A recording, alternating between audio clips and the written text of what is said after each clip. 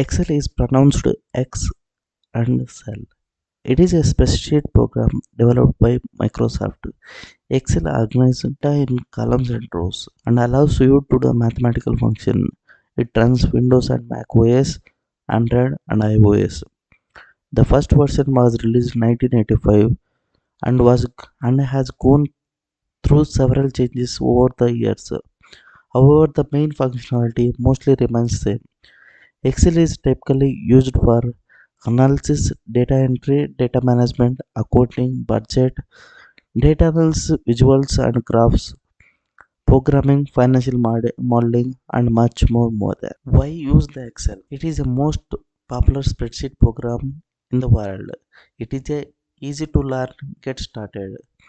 The skill is selling too high, which means that advanced things become a more better. It is used to both work everyday life, such as create family budget.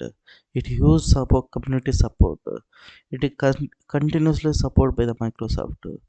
Templates and frameworks can be reviewed yourself and others, lowering creation cost.